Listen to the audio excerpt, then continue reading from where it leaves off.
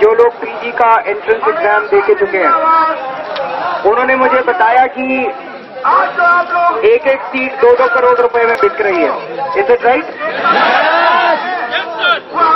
उन्होंने मुझे ये भी बताया, आपके प्रूफ भी है। Okay, right.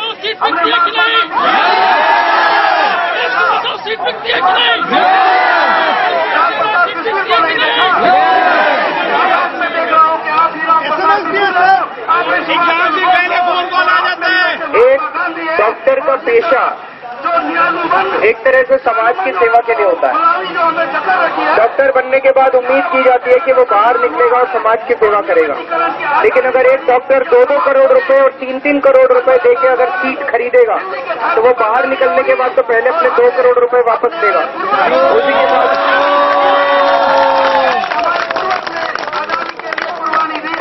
हमारा भी आने वाला जनरेशन कहेगा हमारा गार्जियन ने अनुबंध में नौकरी पाई थी।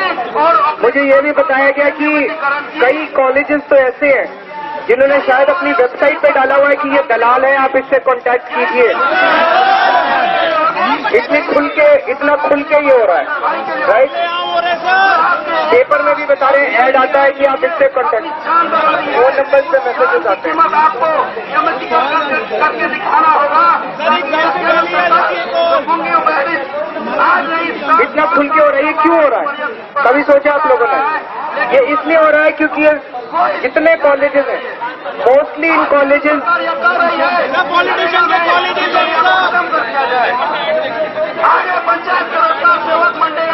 Admission notification PG aspirant seeking MD, MS, MDS seat in top private colleges of MP, chief package, last date 14 फरवरी बताइए।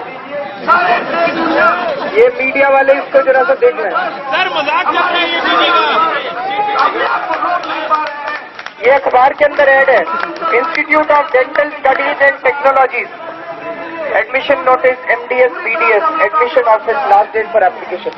पिछले दोनों ने ऐसा कुछ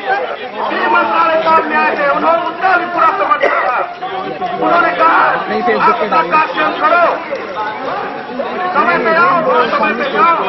कॉन्टैक्ट अशोक मंत्री। एग्जैक्टली मुद्दा ये है, ये सारे कॉलेजेस ये पॉलिटिशियंस के कॉलेजेस हैं, ये पॉलिटिशियंस के कॉलेजेस हैं, ये पॉलिटिकल पार्टीज के कॉलेजेस हैं जिनको इस पूरी व्यवस्था को ठीक करना है। वही लोग अब चोर उचक्के और डाकू बन के बैठ गए हैं, तो इस व्यवस्था को ठीक कौन करेगा? ये मेन इशू है।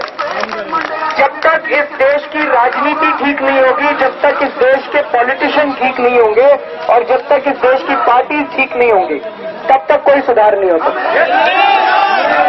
तो 2-3 चीजें हैं।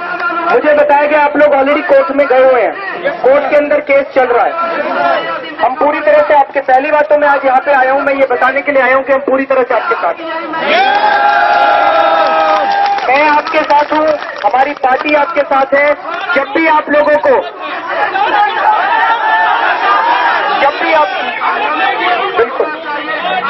जब भी आप लोगों को हमारी जरूरत होगी, जहां भी जरूरत होगी, हम लोग पहुंचेंगे। आज लेट आने के लिए मैं क्षमा चाहता हूं, मेरे को बहुत कहीं फीवर था, मैं भी क्रोसिन लेके आया हूं यहाँ पे। दूसरी चीज, कल मैंने एक बहुत अच्छा कोट पढ़ा था। वो कोट ये कहता है कि हमारे देश की सबसे बड़ी प्रॉब्लम भ्रष्टाचार नहीं है, हमारे देश की सबसे बड़ी प्रॉब्लम आतंकवाद नहीं है, अलगाववाद नहीं है, हमारे देश की सबसे बड़ी प्रॉब्लम वो युवा है जो इस देश के रिसोर्सेज को यूज करके बड़े होते हैं और बड़े होके कहते हैं I hate politics. You can't afford to hate politics. अगर आप लोग पॉलिटिक्स में नहीं आएंगे, अगर आप इस देश की पॉलिटिक्स में हिस्सा नहीं लेंगे, तो ये चोर उचक्के अपने मेडिकल कॉलेजेस खोलेंगे और आप लोगों को इसी तरह से लूटते रहेंगे। हम लोगों को आना पड़ेगा। इसीलिए हम लोगों ने मजबूरी में ये आम आदमी पार्टी बनाई थी। हम भी आप ही की तरह, मैं भी आप ही की तरह इंजीनियरिंग करके और ये IRS में गया था।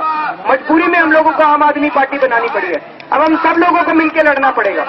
ये लड़ाई बहुत लंबी है।